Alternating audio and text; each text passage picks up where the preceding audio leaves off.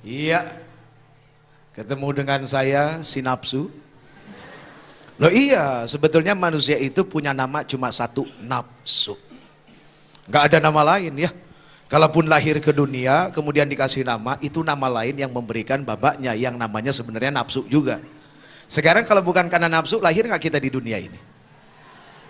Lahir gak sekarang? Karena bapak kita nafsu, emak kita nafsu, lahirlah si nafsu kita, kan begitu. Ini mau mohon maaf lahir batin ya, ini mah orang tua yang ngomong, saya hanya ikut-ikutan dengerin, terus akhirnya cocok disampaikan nih.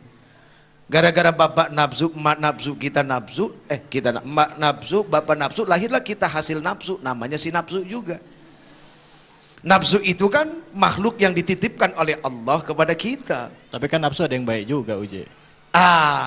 Tergantung pakaiannya. Iya. Kita mau pakai nafsu pakaiannya amarah, apa mau pakaiannya lawamah, apa mau pakaiannya mulhimmah, atau mau pakaiannya mutmainnah. Itu kan pakaian yang kadang-kadang masih diganti. Hari ini kadang-kadang si nafsu Jeffrey pakai bajunya amarah, dari pagi sampai malam kerjaannya muarah-muarah melulu, segala perbuatannya nggak pernah beres urusannya, ke istrinya, ke siapanya, menyikapi segala sesuatu selalu emosi.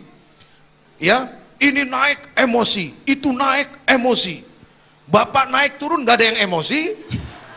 Ayo sekarang saya tanya, suaminya naik turun emosi nggak? Harusnya kan seperti itu menyikapinya. Kenapa Fit? No comment. Uje, pertanyaan saya tadi, gimana cara membedakan antara ujian, ya, ujian dengan bahwa ini adalah bentuk hukuman dari Allah kepada kita. Oh gitu. Saya pernah dapat BBM dari seorang sahabat yang bernama Ustadz Mohai. Tahu nggak yang mana orangnya? Tuh, tuh yang gini-gini. Ya emang maling mah di mana-mana nggak pernah mau ngaku, makanya gini-gini. Oh, gitu. Ya bukan berarti beliau maling, ini mah hanya istilah. Beliau ini maling, tapi maling ilmu. Ya, maling karomah, maling kemuliaan. Aduh, masya Allah, luar biasa ya Kiai. Dan saya selalu membelakangi beliau untuk malingin lagi apa yang beliau dapat. Asal jangan memalingkan diri dari Allah Subhanahu wa Ta'ala. Karena ini yang paling bahaya. Maling yang paling bahaya adalah orang yang memalingkan diri dari Allah Subhanahu wa Ta'ala. Oke, apa bedanya ujian dengan hukuman? Saya sendiri terus terang kadang-kadang bingung, ini ujian apa hukuman? Ini ujian apa hukuman? Jangan-jangan emang dua-duanya kali. Akhirnya tergantung cara pandang, persepsi keimanan kita. Disinilah pentingnya kita konsultasi, kita ngobrol dengan orang-orang soleh. Kita cerita sama beliau, saya tuh begini, kira-kira ujian apa hukuman ya? Ketika dikasih tahu kalau ini adalah ujian, ya sudah belajar. Orang yang kalau tahu besok mau ujian, kira-kira malamnya belajar nggak? Belajar. Jadi begitu kita tahu kalau ini adalah ujian, belajar. Kalau ujiannya mendadak? Kalau ujiannya mendadak? Ujiannya? Mendadak?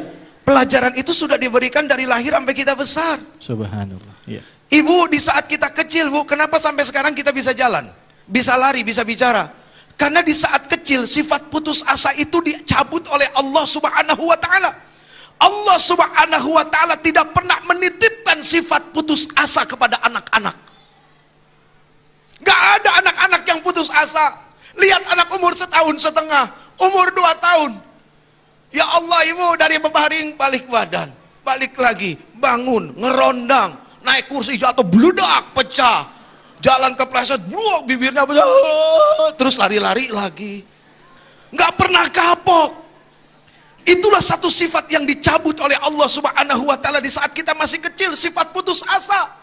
Tapi begitu Allah Subhanahu wa Ta'ala menganggap kita sudah berilmu, sudah punya, mulai sifat putus asa ini dititipin lagi oleh Allah Subhanahu wa Ta'ala ke kita untuk menguji seberapa fahamkah kita mengambil ilmu di saat kita masih kecil dulu belajar.